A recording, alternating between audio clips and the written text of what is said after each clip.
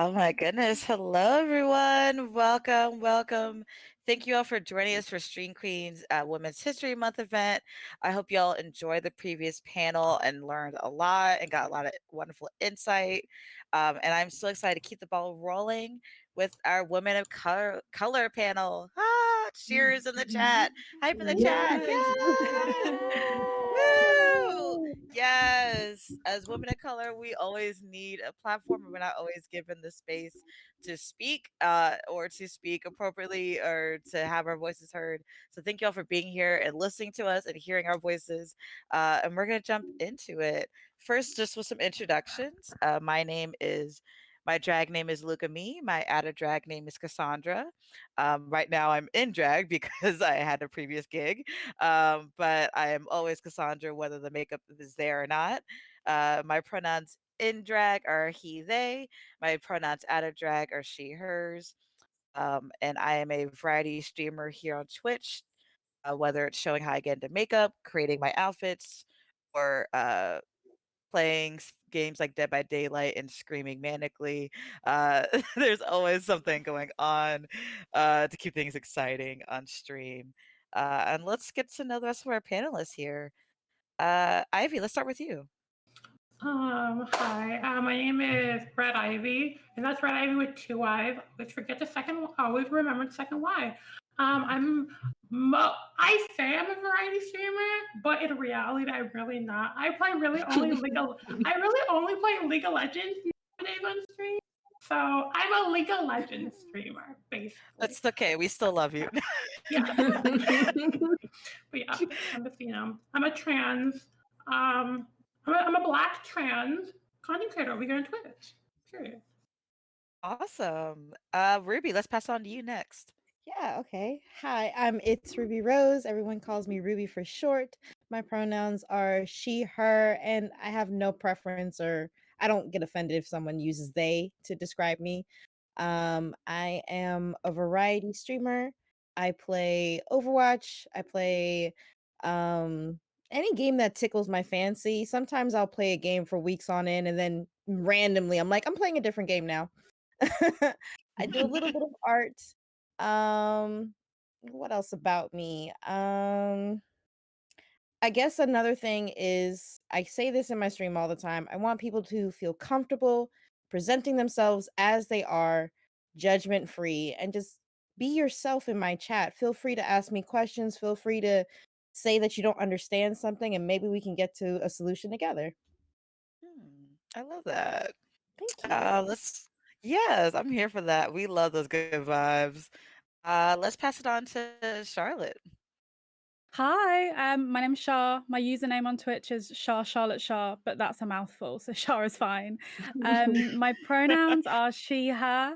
I mainly play Animal Crossing, but for complete chaos, we also play Dead by Daylight and Phasmo a few times. And I love crafting as well, doing crafting on Twitch. We do scrapbook Sundays. My main thing about my Twitch is quite similar to Ruby. I love to just encourage people to be their authentic self and have open and honest conversations about what that means. And we love a bit of discourse. Yes, I'm here for it. All right, let's pass it on to Dynamic Reactions. Hi guys, I'm Dynamic Reactions. I'm a YouTuber and a Twitch streamer. I'm a huge nerd, Black and disabled. My platform is all about taking the stigma away from the word disabled and what that means, educating people, also creating a positive space for everybody. You know what I mean? Also, as well, I'm a variety streamer, but currently, Breathing Genshin Impact. Sometimes we play DBD on the Thursdays. We get a little toxic on our Thursdays.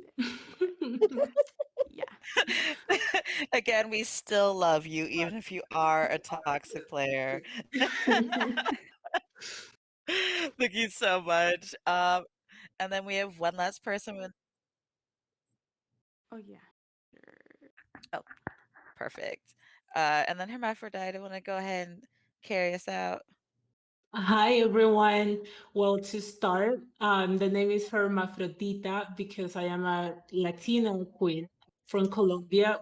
I mean, it's hermaphrodite is basically hermafrodita in Spanish. But you know the pronunciation. Well, I'm a variety streamer here on Twitch. I'm all about representing the queer Afro Latinas, which very rare to find. And it's something that I'm here to show people that we exist, that we're here. And also, like, yeah, we're everywhere. Like, not just Black people, but also the Latinas. We're literally everywhere. And I'm here to prove that. Also, well, thank you so much for giving us the introduction.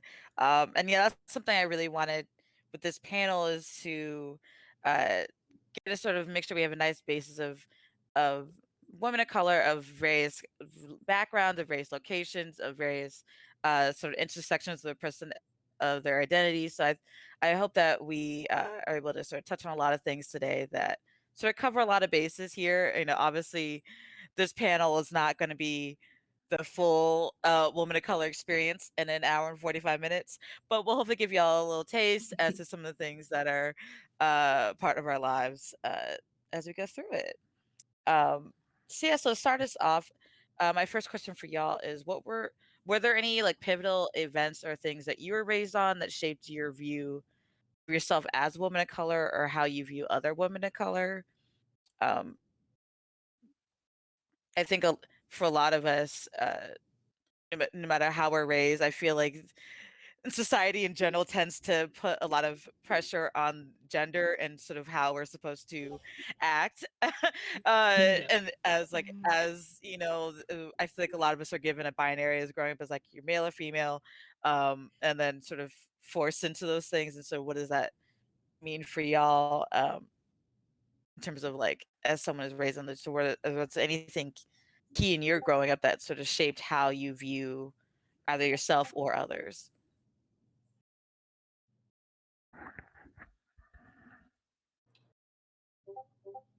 I'll Cool, jump in once. cool. Oh. Oh, Hermaphrodite, you wanna start us off? Oh, Or okay. Pepita, sorry. I was gonna ask who was going to start, but okay, I can start. It's fine. Yeah, I didn't know. Um, Like, it's okay. Well, it's certainly uh, an experience to grow up as a Black Latino woman in my personal experience, because in like the Black culture and the Latino culture already tell you like what's your role in society when you're born. You know, it's like you're born that's you're gonna be this mother at some point, and this lovely person who's gonna like I don't know. But then when you start like grow up as yourself and then realize that this is not what I like to do, this is not what I want to do, it's very hard to like find people to connect with. For me, it's like one of the things that I feel the most alone in my life until like basically last year when I started meeting some people was like I never seen another like Black Latina that it's queer, that it's like acceptable, that people look at her and be like praise to her. It's always like, and it's something like definitely that has affected me. That I was like, I'm not sure if I'm doing the right thing, or I'm not sure if I want to continue being like the person that I am, the person that I want to be, and that I feel more comfortable, because it feels like I don't fit anywhere, and I have to fit somewhere, you know. And it was just something like super hard growing up, like I never talked about like my sexuality with anyone or anything because you know it's like I don't want to put a tag on my sexuality. I don't want to put a tag already in anything. So it's like you kind of have to like go through life just lying to yourself who you are because the society already told you what you're supposed to be as a Black person. This is what you're expecting, and your family raised you for a different idea. So it's like it's definitely been a struggle. Just like to feel alone, basically, and then to like fight for something that you believe in so strong. And yeah, that's like my personal experience. I won't speak from like the Latino and not like Black part, but I'm glad that some amazing new people and you girls are here and we can experience or like share our experience together. So that's like my take on the question. Yeah, and I think that's something you bring up really important, the idea of like sometimes it takes until we're adults, which is crazy, to start comfortable having those realizations about ourselves and Yeah. conversations. Like I feel the same way where I felt very limited as a child. Like I had older brothers, so my parents were very much like, "Oh, your brother is a boy, so he can do X, Y, and Z, but you're a girl, so you can only do blah blah blah." And my independent self was like, "Well, if he can do Mhm. it, I can do it too." Constantly nagging them and being like, what anything he can do, I'm just as capable of doing. And it's definitely a weird box that you're put into where people assume they're like, okay, they assume like, okay, like this assumed straightness, assumed um perception of how you walk the earth as a human being. It's Yeah. always really weird as an adult to be kind of like lost a little bit to have to rebuild that because you're like, wait, no, now that I'm on my own, now I have to define for myself what it means to Yeah. exist is a really weird thing. Yeah. Yeah. Ruby, did you have thoughts? Yeah, actually, I have a lot to say. I'm also Colombian and my father is Panamanian. Right. Prima. Yes. Prima, yes. Oh my And God. um, I think one of the harder things that I had to grow up with was a lot of anti-blackness. I have my mother's complexion, but I have my father's full nose. I have my father's full lips. When people see me, they automatically go Panamanian. And I go, yes, but I was born in Colombia and I came to the States when I was 3 years old. And they go, no, no, no, no, no, no, no, no, no. You don't look like Shakira. You don't look like Sofia Vergara. Oh, You can't be Colombian. You're God. Panamanian. Accept it, acknowledge it, and love it. And I do love my Panamanian side. I do love my father's family and everything that they bring to my culture and the person that I am. But I had to unlearn a lot of anti-blackness. Like it was, you're not Afro Latina. You're just Latina. That's it. mhm. And it's like, no, there's a lot of, African dysphoria in South America. And there's a lot of lack of education because I feel like it's a two-parter. One, we did not want to be associated with the slaves that came during the Atlantic slave trade. We did not want to be abused the same way that the slaves were, but we were, in all honesty, in all truthness. And it set a divide. It set a big divide between dark skinned Latinas and light skinned Latinas. And it was like, keep it pure. My mother, she hated anytime I brought a home. It was like, no, no, no, no, no, no, no. I don't want my grandchildren coming out dark. And it's like, what are you talking about? Look at the man you had children with. Oh Yeah. God. Right. You're like, are you right? Yeah. Like for real. Yeah. And that definitely takes a toll in terms of like I feel like we've been having people saying that it's like okay now, look I think especially when we think about like then also when you're growing up it's like okay the dating preferences that I have and like is any of that affected by the things I was told as a child. It's like oh in terms of like how we view dark skin. I think that's been also a big thing of like people feeling like it's like okay like obviously you want to uplift and love other people of your own race, but also like not everyone always feels tied to that. And so it's that weird thing of like, okay, like how much of this is shaped by raising and like the sort of the connotations that people have placed on skin from a young age. Oh yeah, ever since I was little, like it took me until my go, no, I'm Afro Latina. Like there is blackness within me. There is blackness within both cultures, not just Panamanian. When people hear the word Panamanian, they go, "Oh, that's where all your blackness comes from." Yeah. No. My mother's side is a beautiful rainbow of skin complexions and pigments and all that stuff. Like there's no way of hiding that there is African roots in Colombia. People don't Yeah. like hearing that, but I would like to add something to that. Like, for example, in my case, my family is from the border between Colombia and Panama, which is funny because people would assume, like, oh, of course you're from there, you know? But I was born in a city where, like, not the black people be. So people are always like, no, no, no, but you can't be from this city because you're more from like the Panamanian side, which makes a lot of sense. It's always like this thing that you can embrace the Black part of you or like and the Latina. It's like the always society here always makes you choose. You're either Black or either Latina, and it's something that it's an experience that some of you might not understand, but it's something that hurts you when you're growing, like because you don't know which side you're supposed to take. What am I supposed to do, or how am I going to identify? And I'm so glad to hear that you're also Colombian, by the way. I am Yes, I was like, you are not alone. Shar, what are your thoughts as well? So, I mean, growing up in the UK, my experience is probably like vastly different to everyone else that's here. But I'd say that the main thing that has really, really shaped my whole experience as a woman of color and like my identity and how I view myself would be my mother passed away when I was 12, and she is my Black parent, and leaving me with a white father and 3 white siblings who I will love, absolutely love them. But it's pretty common that people growing up in like mixed race households or biracial households tend to struggle with their identity quite a lot at some point or another. So, to be honest, like growing up in the Southeast, which is 88% white today, probably a much higher percentage when I was younger, with my nearest Black family being a 14-hour flight away. Oh, That, wow. I mean, that had some long-term effects that, to be Yeah. honest, I've only really like started to deal with them in my 20s. And so my mum's from Madagascar, so I've never met someone outside of that country that I'm not related to. So to have no community, there's one Independence Day party every year in London, and I almost never go because I'm terrified.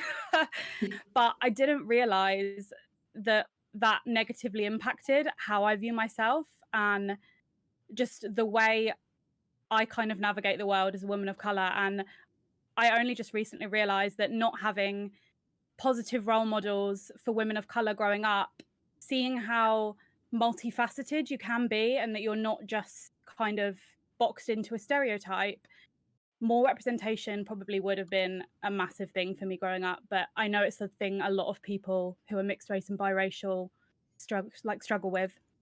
But yeah, that's basically a hugely pivotal moment for me after all these years.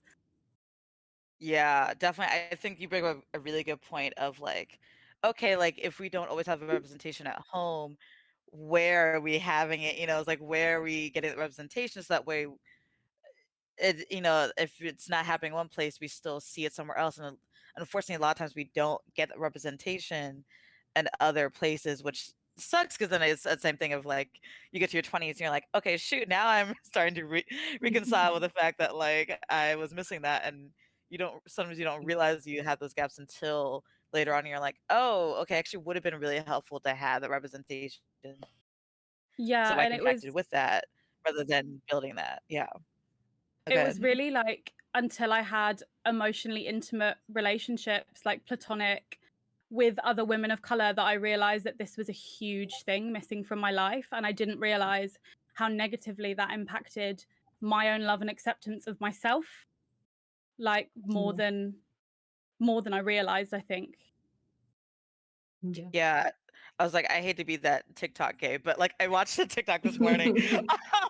But like this person was talking about like self-love and the idea of like the more you understand what it means to love yourself, the more like your circle is going to change. And sort of the idea of like, okay, the more you start to figure out what that means for you, the more you have to then keep redefining what the circle of people around you and like the people around you are. And so part of that, it's great that you sort of start to build that up and sort of figure that out. But yeah, definitely it almost takes bringing in new people into that circle to start being like, oh wait, okay, now I'm realizing those things that I've seen with other people I may have surrounded myself with, for sure. So I totally feel that. Ivy, pass it on to you. What are your thoughts? Uh, well, this one's kind of slightly harder because specifically because as being a trans woman and me have only just this past few years have come to the realization that I am a trans woman. It's been a very, I feel like it's a more difficult, like not, it was a more different experience to having to come to terms and how I like view myself as like a woman, as a woman of color. But even though even though like it's only been recently, like obviously like past couple of years um where I've um where I've like discovered my transness, it's but just like the fact about I've always like had like I felt like growing up, because growing up I was very close to like the women in my family. Like I grew up like I grew up like I was very close to my mother. I was very close to my sister. Like I didn't like my father was never around, and like I didn't get a like my brother. Like I did not get a brother until I was like way late, older. So I had already had been shaped into the person I was. So by the time like so like I was just raised around women, and like my mom and like my sister was like my best friend. So I really they really I'm who I am today is very much like just like have been affected by them, because I've grown up, I've seen how they are, I've worked, and I always did things with my mom. She taught me like everything. Like I was very close to my mom. Like she taught me how to cook. I very early on. I like I played with I played like dolls with my sister, and like because that was like the norm for us, because like my family was never really well, specifically for like my mom, my sister, we weren't like there wasn't any kind of like it was mostly a very open household. Like so I never had to get I was never really placed upon like masculine roles, because biologically I was born male. So I was never placed upon these masculine roles because I was just always like around women, and my father was just never in the picture. So like I've always been I've always been in a situation where I was only with women. I only interacted with women because that's all I really had in my family. Because like I was really only close. Like I was close with my mother and my sisters, and and stuff. So it made so obviously like so being like only with them, like it very much shaped me into in a way to the woman I am, because and like saying all this, I feel like I'm very blessed to have had that experience, because it made me very much understand me as a trans woman even more, because I was never constrained to like the masculine aspects that like most men go through, because and so I'm very blessed to have gone through like not having to have these constraints, because that's just like how my family was. We were just Yeah, I was saying there's something really beautiful about being able to sort of grow up in a space where like you don't feel constricted, because I agree with the idea of like, okay, it's like if I'm not forced to feel a certain way, then now I can kind of ease into. I feel like that gives you more space personally to understand yourself personally without yeah. outside forces, and so it's like, okay, I'm not having to unpack other stuff. I'm mostly just figuring myself out. I don't on top of unpacking other things. Like I'm just focused on just understanding myself. I don't need to unpack also generations of other. Cause I think that's a lot of times what's happening is when we get those constrictions, it's our families and our relatives and friends, like it's all of them having their generations of trauma passed down, placed on us. It's like I need y'all to not pass that down onto me. It's like y'all keep that, y'all figure your stuff out over there. And so it's Yeah. kind of nice to see here that you sort of experience where it's like, okay, you are given the space to just exist more so than having to also have those other things placed on top of it. Yeah, is definitely, yeah. Which is, That's a listen to everybody, beautiful thing. unpack your stuff. Unpack your stuff. Don't pass it down to your children and people around you. Unpack your Period. stuff. True. Unpack it. Figure it out. And we all got things we got to unpack. But yeah, it's like give people after you the space to exist and to not have to deal with your baggage on top of theirs, which that was easier said than done because obviously like humans are complex beings and y'all got things. But yeah, but that's really wonderful to hear. Dynamic reactions. How about you? Yes. Um, I'm mixed race as well. My mom is black, my dad is white. Um, I grew up in a single parent household, so I lived with my mom. My mom is Mm. very much like a strong-willed woman, for lack of a better word, and she was very much keen on me being the exact same way and being independent, even though I was disabled.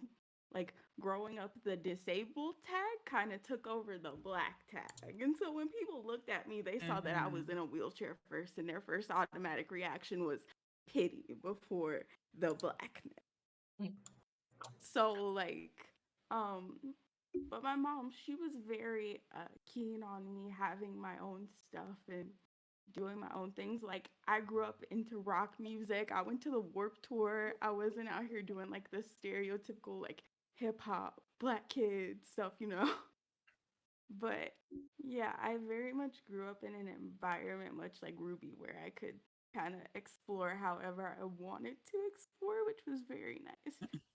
But I also had on the flip side from my other black family members, sometimes, they would make remarks, like they'd see the music that I listened to and they'd be like, oh, white girl, and just like kind of discounting the blackness, which Mm.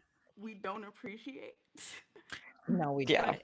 But overall, I definitely grew not. up in a very stable environment other than that. Mm. So, Yeah, I yeah. think you make something really important of that notion of like the white side or like acting white, those things that are I don't think people realize are how harmful. And I think it's because it comes from both Yeah. other black people in the community as well as from white people outside of it as Mhm. well. And it's like you're getting from both sides a lot of times, which is like not helpful. It's like, okay, this is like it's Right. already not okay for white people to be doing this, but also it's also harmful when it's people that are close to you also saying that because you're like, okay, Yeah. y'all supposed to be my corner. Why are y'all also Exactly. doing that? Yeah, because I feel like I had similar thing where like the- my family just I grew up with two educators who were just really big on that just in terms of I think just education is just a big thing because obviously like that is their whole life. And so I think as a result, like I was told a lot of times that I talk white or stuff like that. And it's like, no, it's just this is just the way I've been raised compared to like then some of my other relatives who were like my parents like grew up in Philly and like grew up like my parents talk about like how they grew up in the hood and stuff like that. And it was just not my Mm, life. Like I grew up like right in DC with I was like, yes, it was like I'm still very street smart and like understand how to be in the city, but like nowhere where they grew up like having six kid like siblings and like right. it was just a very different background that we grew up Mhm. with. And so it's so weird that like even the disparity between like our immediate family and the rest of the family was like, oh, okay. There's sometimes they would say things and be like I think they'd be kind of like, oh, you're weird, and then kind of Yeah. you're weird instead of like Mhm. adjusting the elephant in the room. And it's definitely it's a very alienating thing, which I think is unfortunate sometimes when you get that within your own family, because it's like, okay, this is the space where we're supposed to feel comfortable, and if we're not getting that, then it's really alienating growing up to be like, okay, if I'm not feeling uncomfortable in my own family, like where can I freely be the black person I am? And I think a lot of times, Yeah. unfortunately, black families also kind of put people in a box of like blackness of like, oh, Mhm. because you're black, you're supposed to do X, Y, and Z. And it's like, maybe I listen to different music, maybe I do different things. Doesn't mean I'm any less black or any less what I am. It Right. just, I just also happen to like certain music or happen to talk a certain way, or Yeah. Yeah. happen to dress a Mhm. certain way based on the things that I like. Yeah. The Yeah, I think it gatekeeping. all goes back to So yeah. that point of just like Mhm. generational mess that they carry over and Yeah. project onto us instead. Yeah. Yeah. Yeah. Yeah. And I Definitely. think, yeah, there So is that. Exactly. Right, and exactly, I think there's definitely, like, it's sort of a culture thing of, like, preserving in a culture of color, but also it's a weird thing of, like, okay, like, we got to a point where, like, the culture is preserved, it's there, Yeah. she's good, but Mhm. also give me the space to expand and to be my own person and not feel limited Right. Yeah. because of my race, yeah, um, and think the notion of letting your race enhance you and add to one of the many wonderful things about you rather than limiting you is a really definitely I think is something that I also grapple with as well. The what I got of like, okay, how do I embrace embrace my blackness and embrace that and not feel like I'm disconnected from the rest of the community Mhm. is a really weird balance. And I think especially um and back at Charlotte talking about sort of the idea of like the references that we have in media and so like our the visibility we have a lot of times we're also given very one note sometimes representations of like black women of women of color that sometimes it's hard to find ourselves in media when we're given sort of one note. You know, like I feel like for me, like growing up was a lot of like Beyonce and like Rihanna, and it's like those are great, but like I am not Mhm. Beyonce, I am not Rihanna, and like I love them, I love Right. their Right. music so much, but that is not me uh, Mhm. at all. And like they're Right. wonderful, and it's but like you know, and like I'm you know, and so finding people that you relate to in this I mean, I think that's one of the great things about the internet is that we have access to a lot more, but definitely it's Mhm. still having to actively seek out people like ourselves and make ourselves not feel alone is really it's definitely a journey. Yeah. Yeah, I didn't have like a whole specific group of like black girls. Like I've had black friends. My first best friend was a black girl. Like we still write or die to this day. Black friends through high school, etc. But I've never had like an extreme group of like just all black women until Sisters of the Fog. That was my first time. And I've only been on Twitch for like 6 months. So to just Oh like be wow. in that environment of empowering black women has been very good for the soul. Yay. Yes. And actually, yeah, if you want to tell the chat, can you tell everyone what Sister of the Fox is Sisters as of well? the I Fog is a don't know if he knows about them. podcast created by the beautiful Confetti. Her name is Milady Confetti. And Yes. we are a bunch of Dead by Daylight stands and nerds, and we talk about activism and we talk about Black Lives Matter and important issues while also uh, nerding out about this game. So y'all need to go follow her. Yes. And Yes. Do look it up right Sister of the Fog now. on Spotify, iTunes, courtesy of moi. And go Oh, that's Ooh. follow, go listen to cool. all the episodes. That's awesome. Yeah, and I think that's something that's really awesome when you find those communities. Like I think about a lot like okay, so like for instance, like my elementary school is primarily there's a lot of immigrants, so there's a lot of people of color, but then middle school and high school I went to was a very hippie school, which is like great for a lot of Mm, different things in terms of building myself as an independent person, but also like lacking in people of color in the school. mhm, Uh and so it was really refreshing in college when I started when I came to Chicago, because I'm based on Chicago, and like I found like a theater company I work with that works with primarily kids on the South Side, and like and just working with you know like kids of color as well as like um then also the people I met through that and like working on different things with them, and I was like, oh, something refreshing about being in a place where you can be yourself and breathe in, and you're like, okay, I don't have to feel like I'm grappling with my race sometimes. It's like, okay, I'm literally able just to exist and just talk about the things I can complain about the things I'm gonna complain about. I can address the things I want to address about and not feel like I'm having to deal with um phrase it, but like you know, it's something reassuring about being in this space of other people of color. I think a lot of times we especially have to navigate a lot of non people of color not understanding our life, and especially a lot of people uh who also aren't women who don't fully understand us, and so it's nice to sometimes when you find that space to be like, okay, I can Yeah. breathe, and I can experience myself, and I Mm-hmm. can talk, and I can address the things I need to address without feeling limited is a really uh, refreshing experience for sure. Um, I'm always so mad to think about how like it took until my 20s to find spaces like that, because I feel like I didn't get that as much as a Mm-hmm. kid. It's like I would have like like close friends, but it was really hard to find like spaces to go to find those kind of communities, um, Mm-hmm. to feel that way. Um, so I'm gonna move into our next question. We kind of have already started talking about this, but I'd love to dig into it a little deeper and sort of idea of like, so we're talking about sort of the difficulties that we encounter as someone who's both a woman and a person of color, and sort of um, I guess let's start. I'll ask both questions. You can kind of answer whichever layer you want to answer. But do you find that either that society makes you pick between focusing on one aspect of your personality or another, or not personality, but identity, or are there other layers as well that come into play?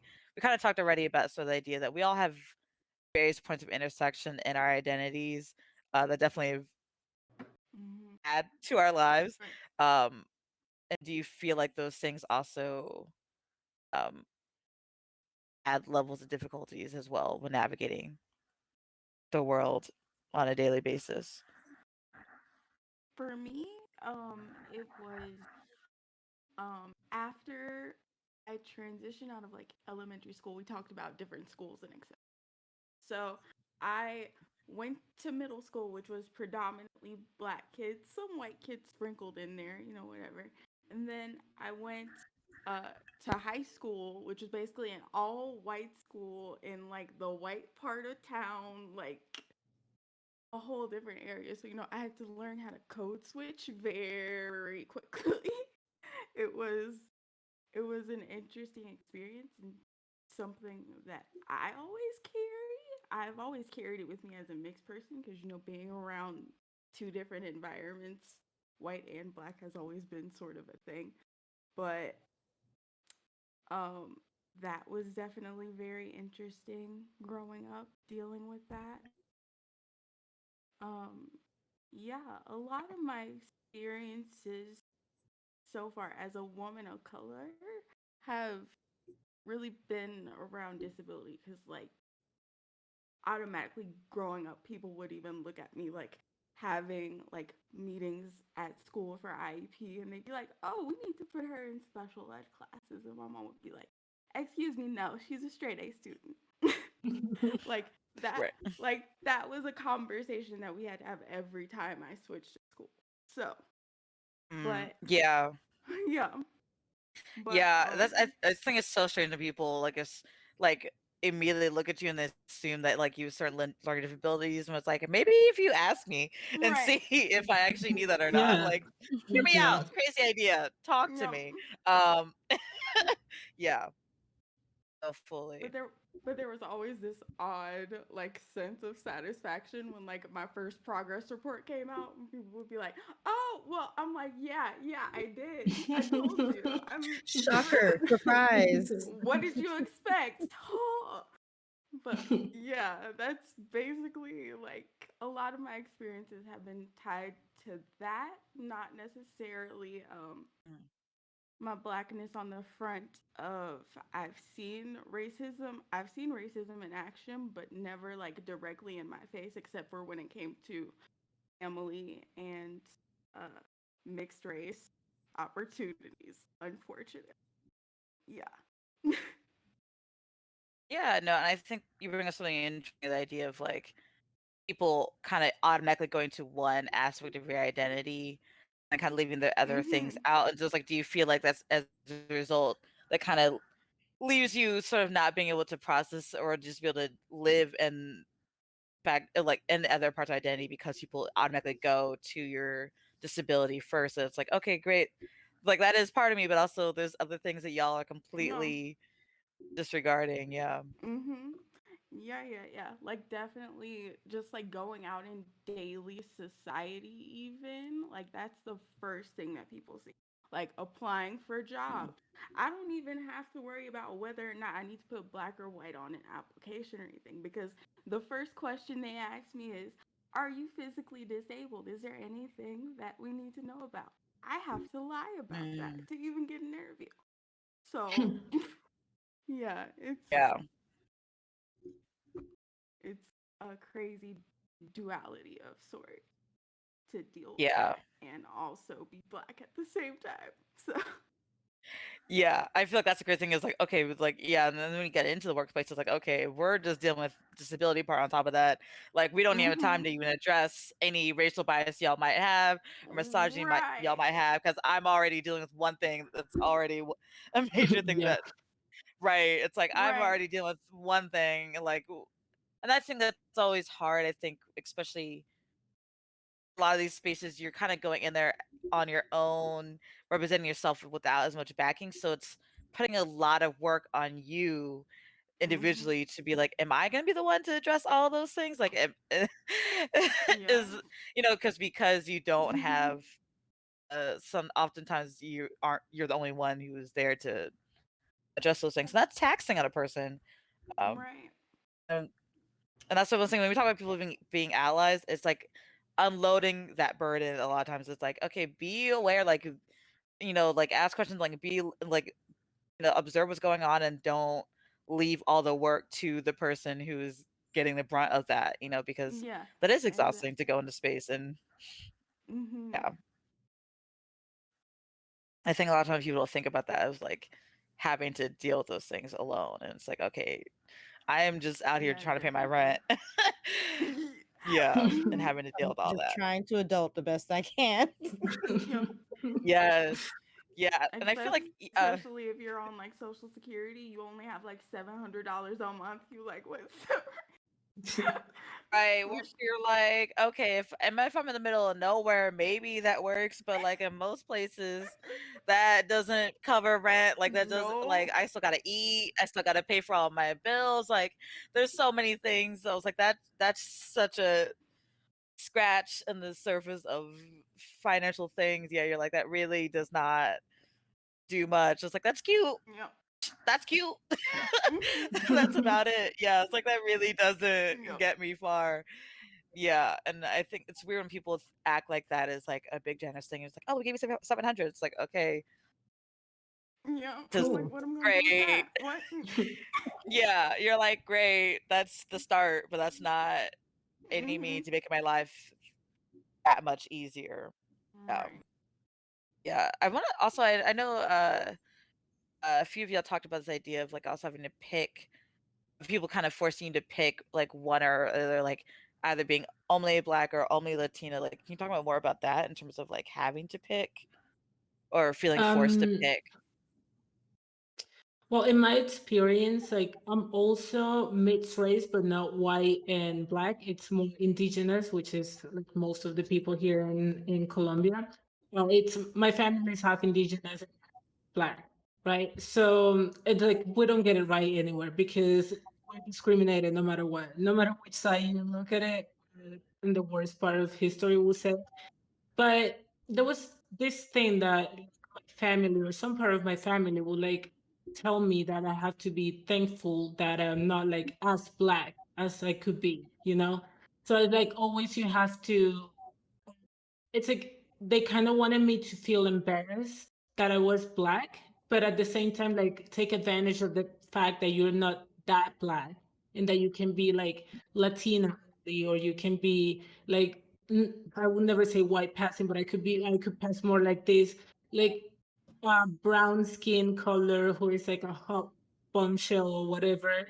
Like my family always wanted me to, not my family, I would say like my father's side of my family, who is the one who's like always embarrassed of the blackness, or is this type of black people who is like, we're poor eyes, boohoo, we're so bad, but don't even to get better. You know what I mean?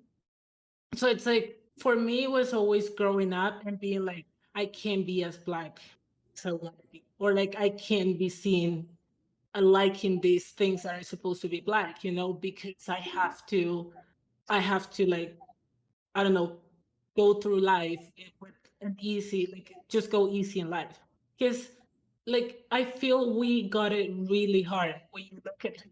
We are black, which is like everyone, a lot of people is racist, and we're women. So it's like they either kill us for being a woman or for being a black person.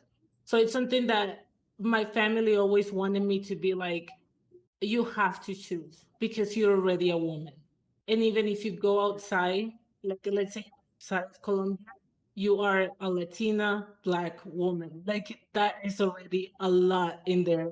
Too much discrimination, and to the point that I was like, shit, I have to pick. Like I can just be like, like I can just be this person. Like I want to be this loud black person, and they're like, you kind of have to like tone it down.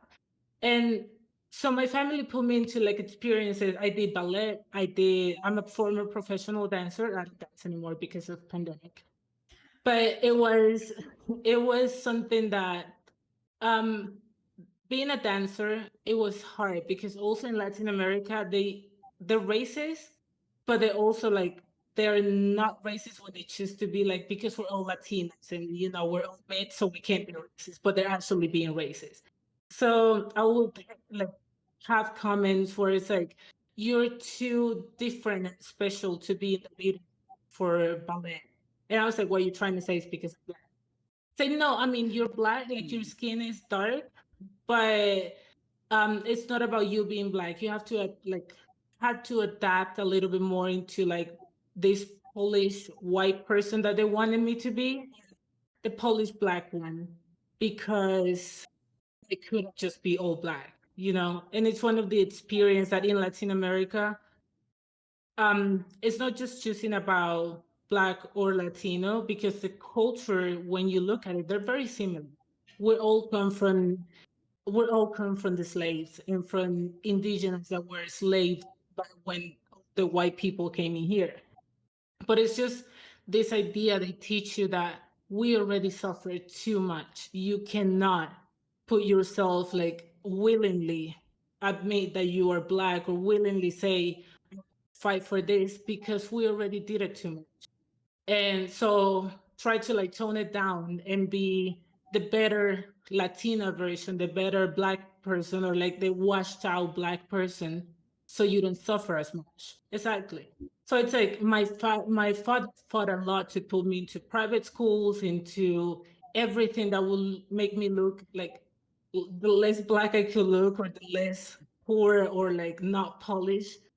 He would do everything, but well, I turned out to be my own person, and too bad for him.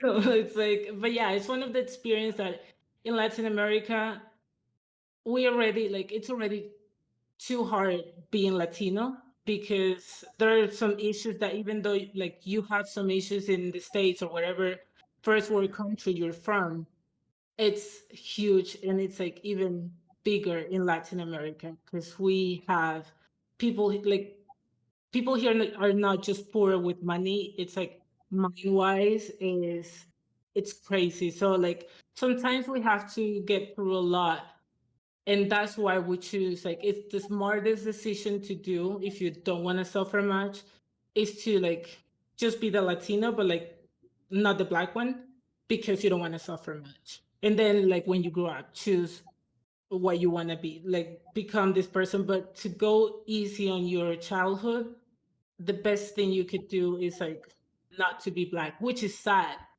but it's Yeah. something that you have to learn, because it's like your life is gonna be a hell if you're just like, I don't know, if you embrace both parts. And I don't know if you understand what I'm trying to say, No, because I feel like get that. Yeah.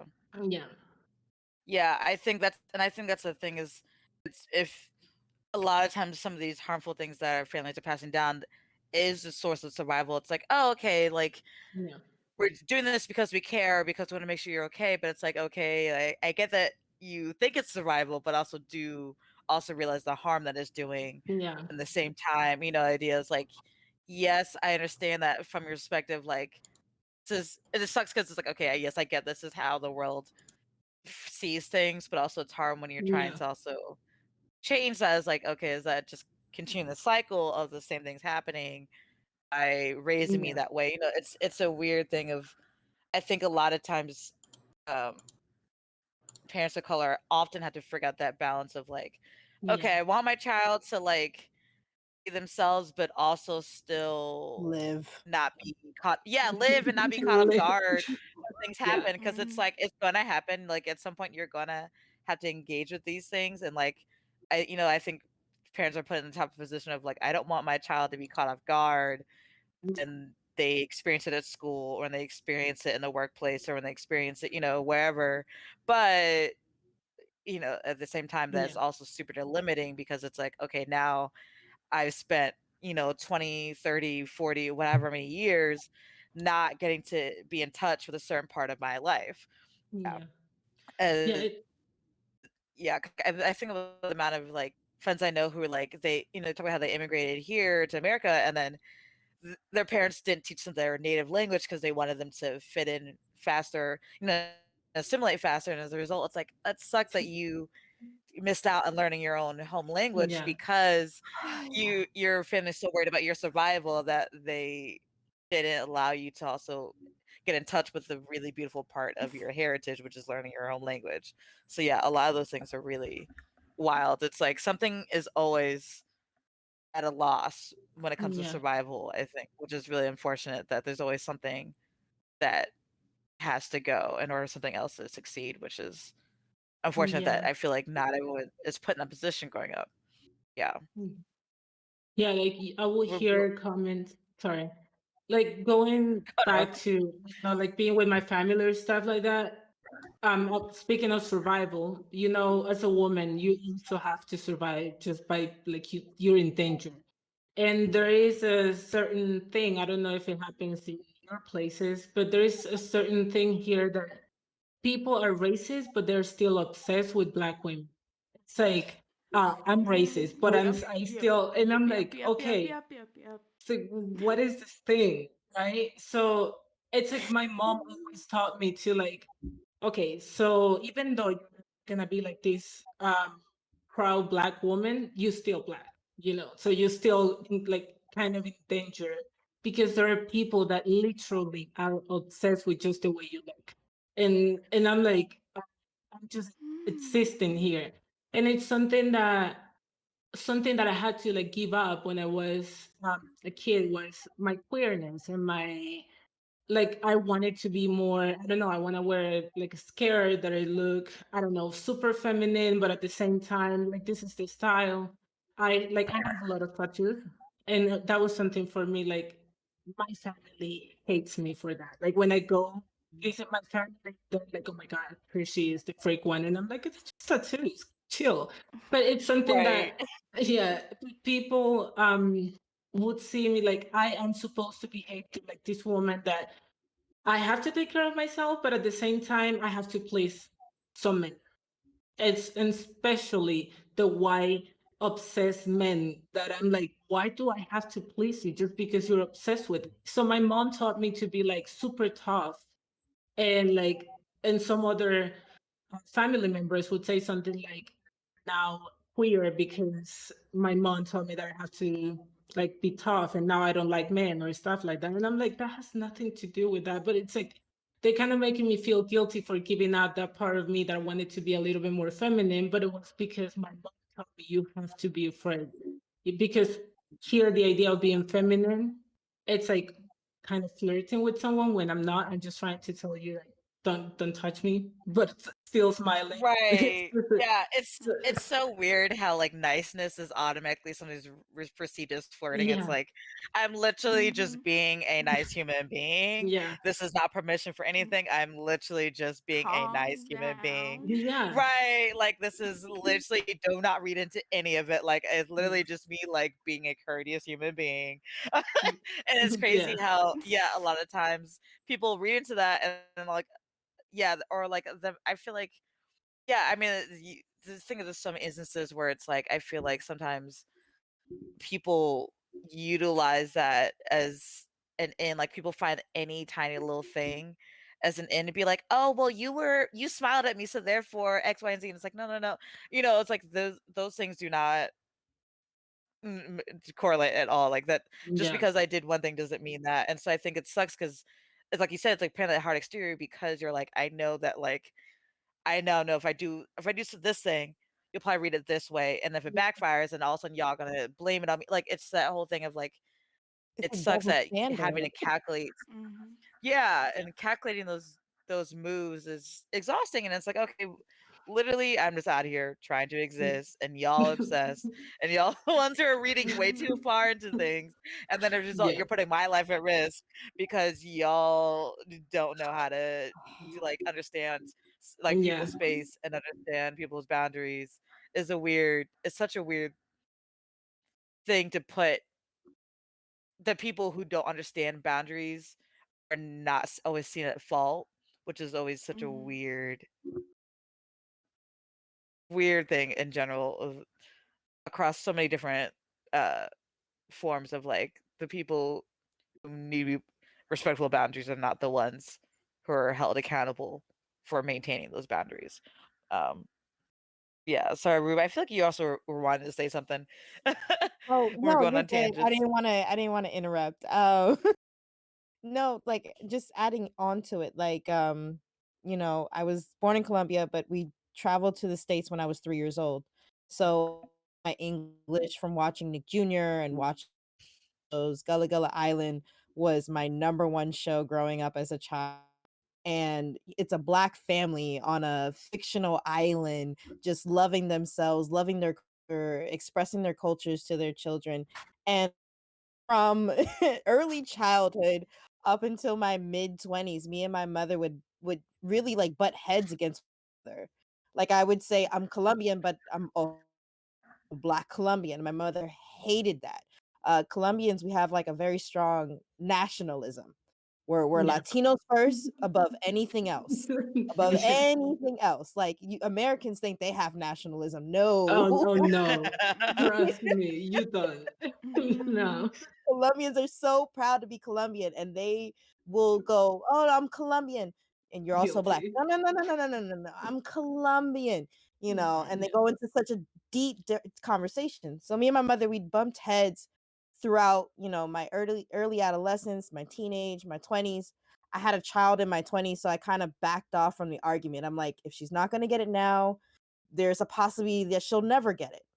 My brother, he went off to school, went off to college, we're seeing Black men being pulled over and shot and hurt just for reaching for their wallet, just for reaching for their registration to their car.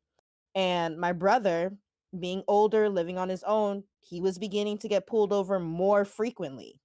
And he knows that, like, his friends that went through similar situations, it was a 5-minute stop for them. But for him, it was, this might be the end of my life. Mm, And it took my Mhm. brother going through those situations for my mother to realize the one drop rule. We have my mother's complexion, so a lot of people will assume that we're half Black, half white before they think Colombian or Panamanian. But at the end of the day, I still have my father's features. I still have my father's nose, my father's lips. My mother was against me getting my hair locked. I got my hair locked back in when was it? 2016, maybe earlier than that. I don't remember anymore. Mhm.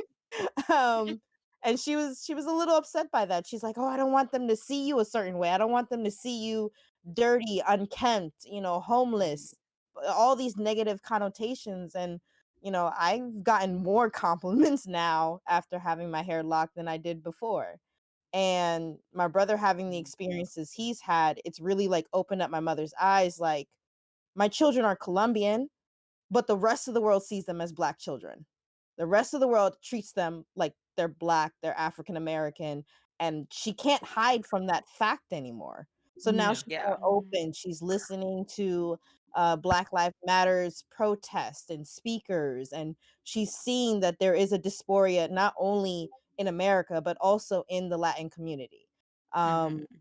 she still says, I'm Colombian first, Right, but I was like, she she's is still Always. gonna claim that today she she dies, is I'm sure. coming around to it, and I'm so proud of her for, like, coming around to the realization that, even with all my nationalism, even though I know where my children were born, at the end of the day, the entire world views them differently than how I see my own children. So, Mhm. it's tiring. It's very tiring, like having to put yourself in these little boxes and having to check mark these little things. Mhm.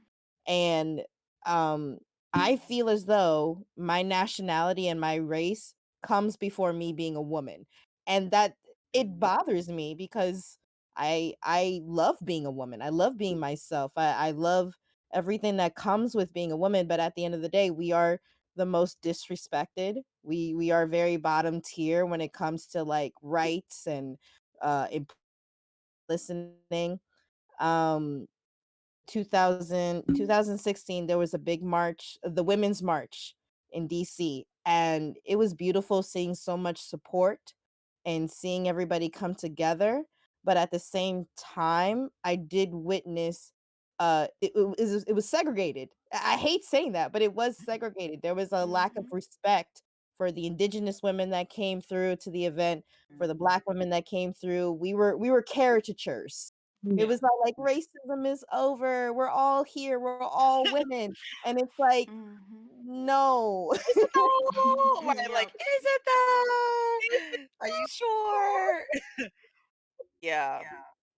Yeah, and I think you bring a really, really interesting point, the idea that a lot of times people, when bring up these things, forget that it's like, okay, like, yes, you're tackling some really great issues, but don't forget that also, like, as as a woman and as a black woman, there's still so many other things I have to deal with. So it's like even I was like misogyny still exists, the racism still exists, and it's like you're tackling one of those things, like you also know that you still have to things go hand in hand. It's like all those things go hand in hand. It's like you can't keep only tackling one side of the problem without realizing all the things that like I was like all those things going hand in hand. It's like you know th- we don't succeed until we tackle each of those issues.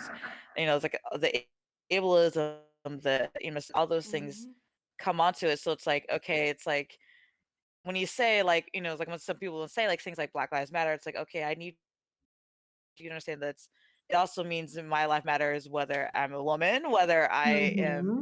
able Yep. to disabled, whether Trans. whether I'm Mixed to race. whether I'm trans, whether I'm divergent, mixed race, like all those things factor into it. So it's like only tackling one side of the problem still leaves me out here still having to deal with all those other things in my identity that y'all have not stood up for. So it's like when you think of those things, it's like remember to not make those people tokens, to not push them to the side and only tackle one issue and then be like, all right, we handled that and we're good. Mhm. It's like those it's not over until you handle all those things. Like it's Yeah. not a simple one and done. I think a lot of people Don't bring times me people out. forget. Don't bring me out for like the parade and the celebration, and then tomorrow ignore me when I say, "Hey, this problem still exists."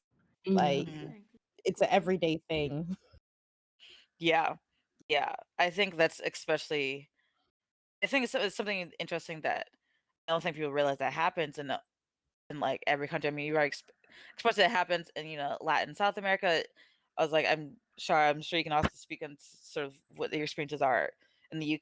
I was like, is it the UK or London? I was like, this is how uneducated I am as an American. I blame the Virginia education system. We only learned about Virginia. It's the No UK. child You're left right. behind. Yeah. Oh, Actually, only an God. hour away Oh my from God. London, so Okay. So Okay. it's not Cool. that It's London. not bad. But yeah, great. I find, do you know what? It's so it opens up so many conversations because misogyny in the UK is so disgustingly blatant in everyday Mm. media. Like no one's shy about it. But on the flip side, we're a country that's deeply in denial about its racism. It is so insidious. And one thing that happens all the time is constantly being compared to the US and saying, okay, well, like people aren't being shot dead in the streets, so you got off easy. Like Mhm. it's not that bad. And I Oh my think God. the main, oh, honestly, I hear that so often. And the main thing that's like the most difficult thing I think about like being a woman and a person of color at the same time is so many of my experiences, because I'd say about 90% of them have been microaggressions, no matter Mhm. how blatant they are. I've never had someone, I'd say, like actively and aggressively racist to my face, but constantly just questioning, am I being gaslit? Like, did that really just happen? Am I being too sensitive? Did they say that because I'm a woman and they think I'm passive? Did they say that because I'm pretty white passing, so they think I'm safe to say that around? Would they have said that to someone that was darker than me? If there was another Black person present in the room, would they have said that to me?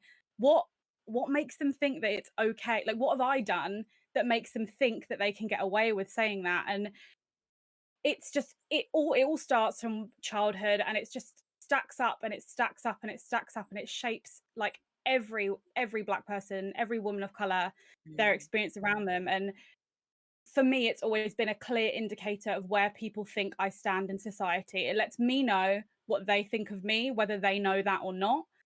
And when that kind of like leads on to the picking and the choosing, because I remember being really, really young, actively refusing to speak anything other than English in the house, to the point where my mother, so Madagascar's been colonized by the French, so everyone there speaks French. She spoke Malagasy, which is the native language. I was raised in a French-speaking household. That was my first language, and I don't know how to speak it anymore because I was so deeply embarrassed as a child. Like, where does that come from?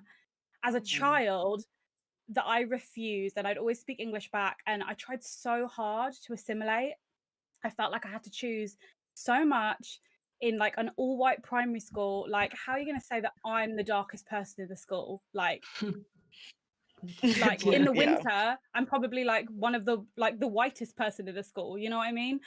But I tried so hard to pick and choose and to assimilate to that whiteness, especially as I grew up and I had no other clear options of what Blackness meant for me, and like the range that Black people have.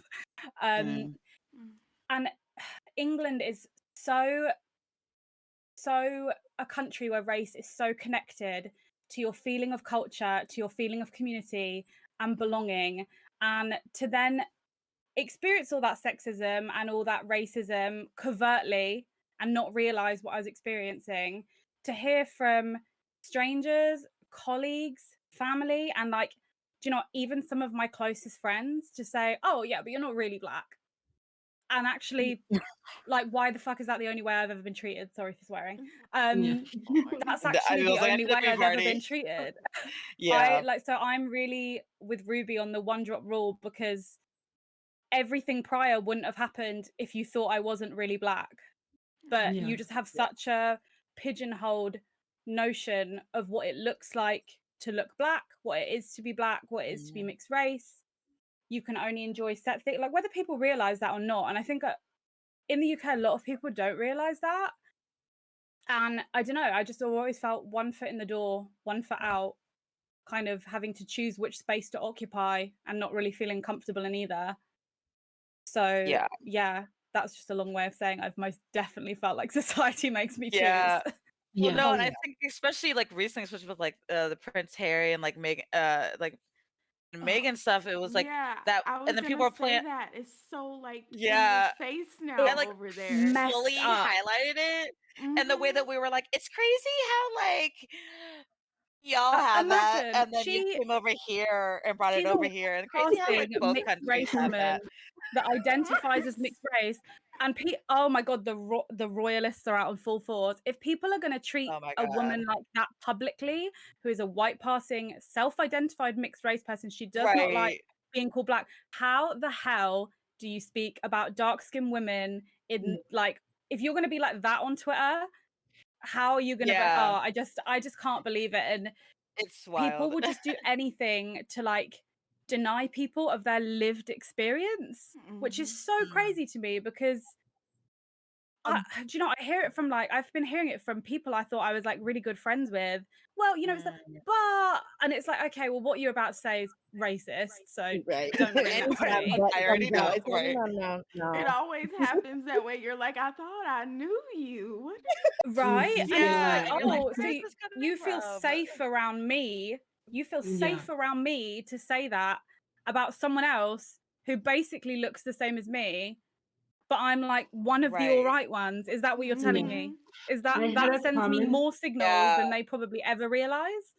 So I had a comment of one person who made a racist comment, and of course, that was a long time ago. I was pissed, and they were like, "Oh, I thought because you were like different type of black, because you were more educated, you would understand what I'm trying to say." And I was like, "Wait, what?"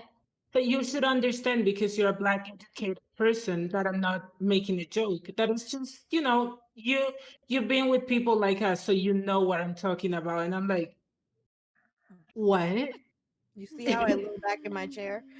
Right. You're I'm like, like, what? what? So Yeah. many people who make these comments don't realize that we all collectively, I remember every single time Exactly. someone said that to me. Like, we've been friends for 10 years, but I'm holding this over your head because I have it you've on a probably note. forgotten. You've Yeah. forgotten Yeah. that you said that, but I remember teachers being racist to me when I was 4. Like, I don't remember I don't remember what happened Fully. last week, but I remember that. So yeah.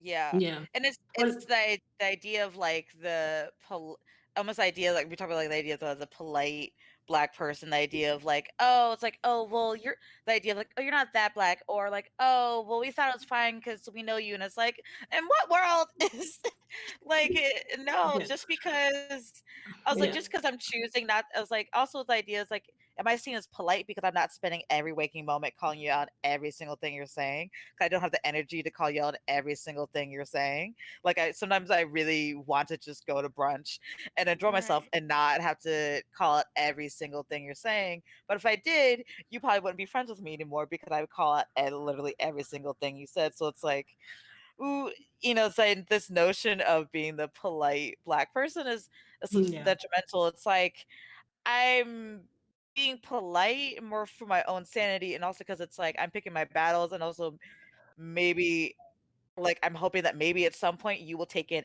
anything over the past, not even like history alone, just in the past couple of years. I would hope that you were watching the news and learn something, and then maybe you Yeah. would apply it. So I didn't have to do the work, but then y'all still doing it. Okay, right. I think that's especially with the whole thing with the Prince, like the Prince Harry thing, was the fact that it was like, this is not even this is what, like a month ago, like not even a month ago. It's like y'all are still saying these things. It was like, I think that was the most During Black upsetting. History Month. Yeah, and Yeah. that was The so like, audacity. yeah, and the How do you just seems gaslit somebody that's telling you they don't feel comfortable in the monarchy? I saw a TikTok the day after the Oprah interview, and the Mm. TikTok was, so you're telling me that people don't believe a monarchy that colonized Africa Right? has issues. And I was like, oh, It, And it's so deeply ingrained as well in the yeah, media, the whole royalism, and you can't say anything bad about the monarchy because then you hate your country.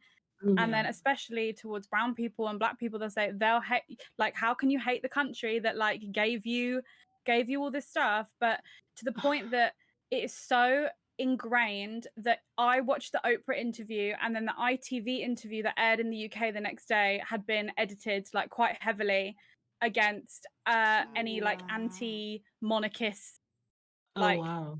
stuff. I And did not I know knew that. that they were going to do that, and they did. yeah, and That's the it's other thing.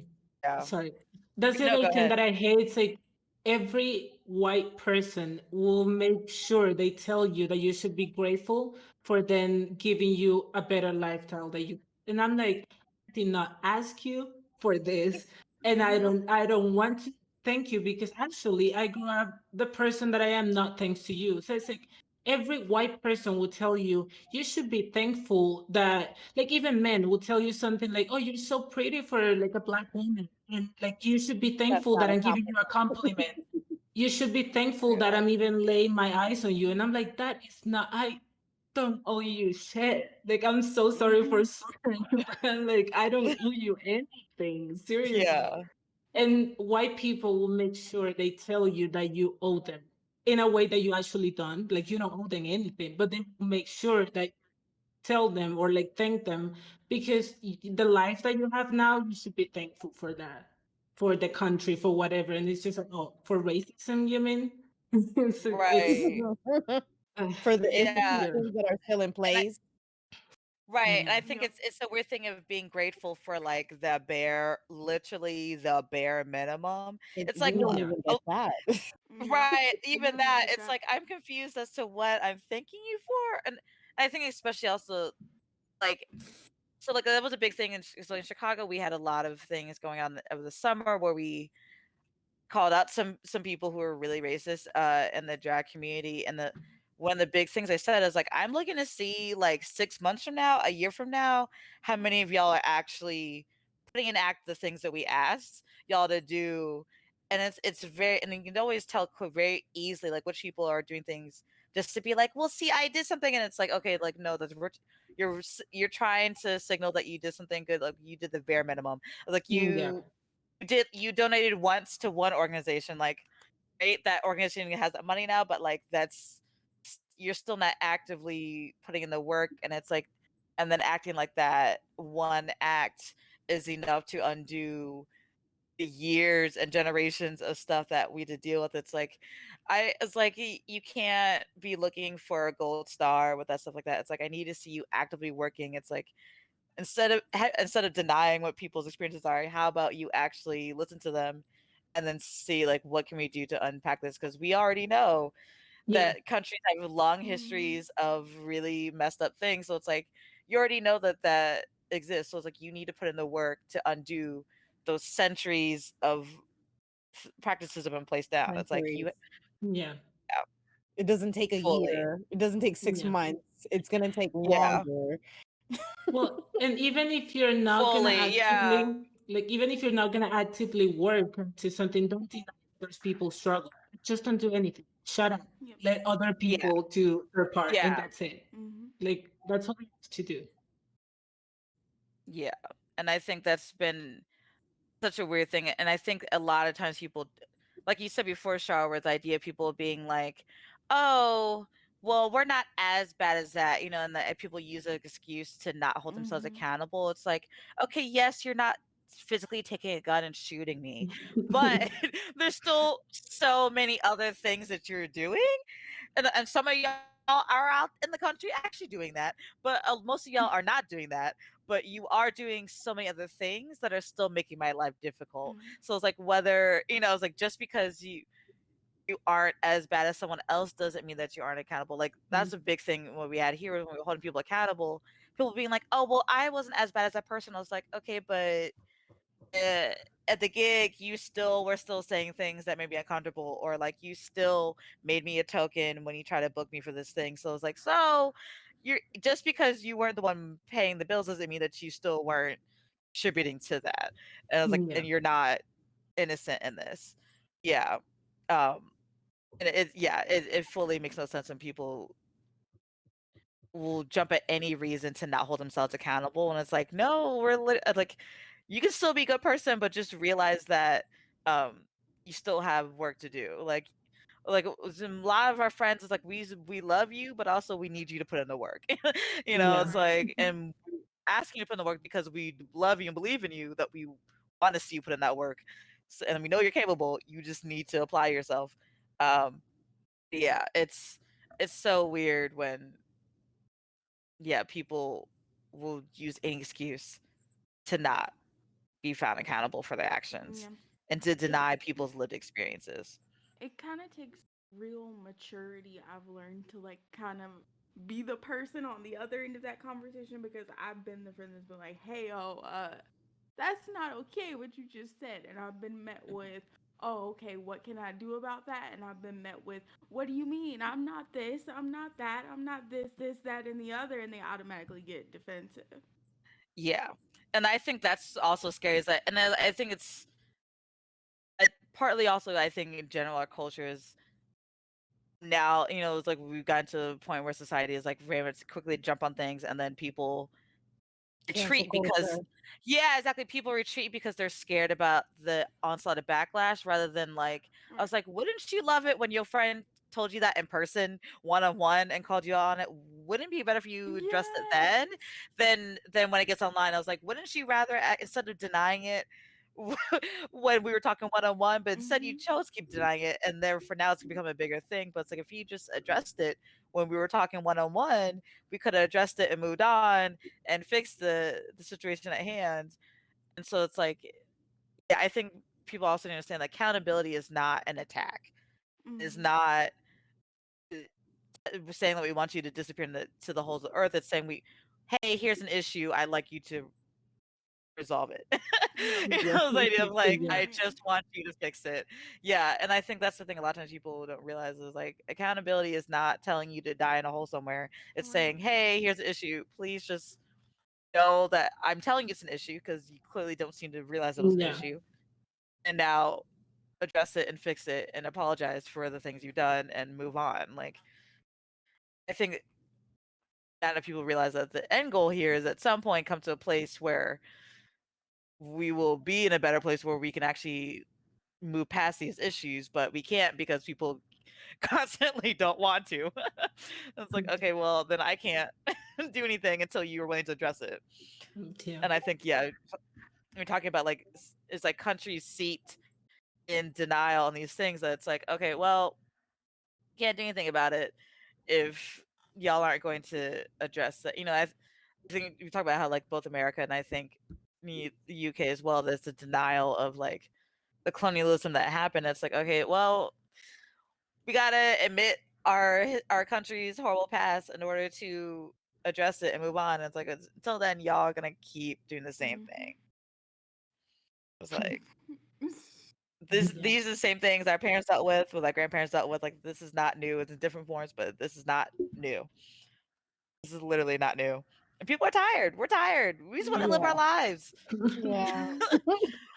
So can you I want to live please my life let as us the live? Caucasian woman that we are. No, I don't live my life as a Caucasian woman.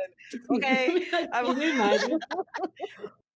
Yeah. like Mhm. let me live that, Right. but I can't. And like going Um, back to her point, like over in the US, like when you said over in your country people are obsessed with blackness, like Ugh, you just tag the US in your post because that's all they do. They take yeah. all the stuff. Like black mhm. culture is US culture. Yeah. It's ridiculous. And it's like we just want y'all to acknowledge that and give us credit and let us live Yes, because without right, us life would be pretty vanilla and boring. True. right. And it's like Literally. it takes 2 seconds to give someone credit to say that this is inspired by so and so. Like it literally, it boggles my mind that people don't want to credit black creators, Right. and it's like it literally takes 2 seconds to just be like, this is someone that I was inspired by. Here's the artwork I was inspired by. This is pay the person. I was like, most of these people who are stealing from black creators have the money. It's like pay this person the money. Like if you're making money off of their Mhm. work, which means therefore that you have money. So therefore pay them for the stuff that you stole from them. Like all of Yeah. those things. Talk to them beforehand. It's like and don't reach out to them and then say you're not doing it and then still do it because that's how I've seen that happen with a lot of creators lately, where it's like someone will reach out to them and then get the ideas that they need for the thing and then not credit them, and Mhm. it's like you literally did all the work. All you had to do was just send them a couple of dollars, Yeah. send them some coins in the Venmo or the PayPal, and just say Yeah. like thank you for your Reparations. creativity and your work. Yeah. Right? Yep. Yeah, Yeah. and even going deeper into the credits or like um so I'm gonna bring a topic that might be touchy, but speaking of the LGBTQ plus A community, and like most of our rights were because of trans black women, right? And they never get the credit. It's one of the things that I'm like, um when I see a racist gay person, I'm like, do you Oh even my know? Like, do you God. even know that everything that you have, if like the smallest right that you have is thanks to black women, like Mhm. trans Hmm. Black black women. trans It's women. like can you even? And it's something that I'm like, it's just a little like, just a little credit will do it because I know you're not gonna fix all their issues, but just some respect and credit will do. Like Yeah. Yeah. Seeing a racist white gay man is like seeing a dodo bird. It's like, where? What? What are you? What are you? Right? I Mhm. just can't.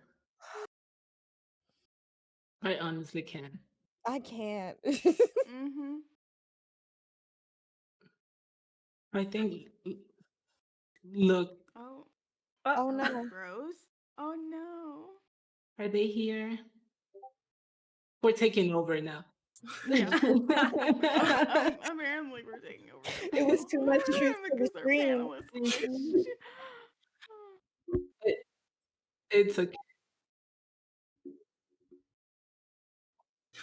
It's okay. It's too much truth to It's deal. too Like much the truth to internet handle. said, like The No. internet said, "Whoa, slow down." yes. We can't have that on Twitch. No, we can't acknowledge the trans women's and all their accomplishments they've done. No. Can't have a trans tag. Can't have a disabled tag. We did. Yeah. No. No.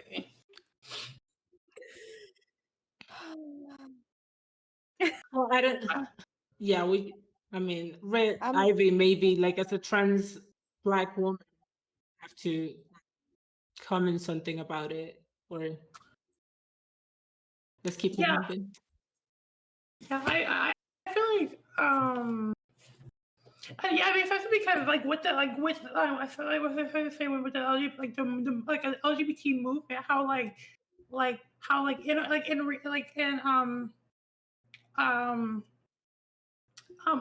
um how like how Black trans women kind of started this whole like they were like the first to like start the whole the marches and like the activism for these kind of things. And it's like it's insane to think about how like that people really still don't take accountability or give the credit for one due. Like as we've been saying, like I remember I was just scrolling Twitter. I think it was today when I was in it was a clip from the I think it's pretty sure Jimmy Fallon, the Jimmy Fallon show, and it was like I was a white woman who was teaching him like TikTok dances, and in the comments of that tweet, I kept just saying like because like everyone was talking about like giving credit because all these TikTok dances that like this white woman was showing were made by Black TikTokers, and so Yeah. it's the fact that like we have that like the credit is never given due to these people. Yeah. Like I remember even like on my own TikTok, well like as Chalora in chat as Chalora in chat pointed out that like on my TikTok like I have like I post on my TikTok and stuff and how like people have taken my content from my TikTok and posted it onto like their Twitter and like taken their like basically stole my content. I'm like, that's Yeah. my content, and they didn't even credit me. Like I Yeah. remember like one of my friends, one of my friends, 60 Baby, who was stream queen. They because like they're the one who like brought me to the attention of that, and like they were the ones who were like ended up giving me the credit, like in their comments, because they were like, you didn't give credit to the person who actually did this thing. And it boggles my mind to think that we never get the attention or the credit that we're deserved when we work so hard for these things. And honestly like I don't I don't understand why these things happen. Yeah. Yeah, definitely. So it's one of the things like people don't give credit when it's a Black person. That's what I realized. Yeah, at the Because end they of the will give day. like Mhm. they will give Yeah. credit to anyone. Black people could, especially Black women, could be out there like doing everything, and then there is a white person doing the bare minimum, and everyone's like, "Oh my God, white person," and you're Yeah. like, "Wow, I just can't." And then when we just try to exist, people are mad about us. Just exist and say, okay, we're Right. not gonna give you any content. What are you mad about? Because we're not giving you any content, because we're not giving you anything else to live by. So it's one of the things that I always like. I always like so proud of the Black trans women because Mm, we basically owe them everything that we Everything. have right now, like right. everything. So it's one of the things that I wanted to like talk about. It's sad that look just suddenly had to go when they would talk, but yeah, it's one of the things that I Yeah, was just like, I want to take this opportunity that now that we're talking about like women of color, like those Mm-hmm. are the women that we have to talk about because they literally did everything for us. That's not comments. Yep, most That's definitely. yeah. Thank you. Thank you. Like Marsha P. Johnson, thank you so much. Like, Yeah. it takes bravery to be the first one. It takes a lot of bravery to be the one to say that things are not correct, things are not right. And for people to go, oh, so and so, brought attention to it. No, let's give credit where credit is due. Yeah. Um, I wasn't gonna bring this up, but then Red Ivy brought up content being stolen. um last year, where we started the whole quarantining and being at home, but then at the Mm-hmm. same time in the states, there's marches every day in the streets for Black Lives Matter and all this other stuff. Me as a parent, I'm thinking I want to be out there in the streets, I want to go protest, but I don't want to bring COVID home to my family and potentially get my family sick. So I'm like, what can I do? How do I use activism and social media to my advantage? And I reached out to a good friend of mine, the Female Phenomenon, and I said, Mm. "Hey, what are your thoughts about like doing a silent protest on Twitch?" And she's like, "Oh my god, I love that idea. I've been feeling the same way. I want to protest too, but I don't feel safe marching in the streets either." And we had organized this thing and we kept everything very secretive. We wanted it to be secretive, organized. We promoted it on social media when we felt that it was okay. And all of the sudden, during that same time in the summertime, a lot of accusations came left and right from a lot of different people in the community, especially EA Sports, about sexual assault, sexual harassment. And the conversation online switched. It went from Black Lives Matter to, oh no, we need to defend our women. We need to defend all these women that have been Mm. hurt and all these call outs. And there was a content creator who I'm not gonna name because I'm not Mm-hmm. about dreading up old drama or bringing up people that I don't talk to. Yeah. And this person went, "Oh no, sexual assault. We need to make an online protest." And the way they were going about it was very similar to the way we were going about it. In my mind at first, I was like, "Oh my gosh, we're inspiring people." And I was so happy and optimistic. And I was like, "We're doing Yeah. change." And Yeah. this white Mhm. And content then creator, like she stole wait, what we yeah. said, she Mm-hmm. stole our ideas, she stole our hashtags, Mm. and she protest her stream lasted 15 minutes. So that's how much value she put into it. And Yeah. then our Yes. stream came up and people are like, why didn't you join the movement for sexual assault?" And I was like, first of all, that movement was a little janky, not trying to it just wasn't as organized as what we were doing. Mm-hmm. And we got it all organized, we had the people join up, and we had a lot of like backlash. A lot of people are like, "Oh, you care about Black Lives Matter but not the women that were assaulted." No, no one ever said that. It's two And different things. two different Yeah. things, and the focus was Black Lives Matter. That was the Mm-hmm. focus, that was the reason behind it.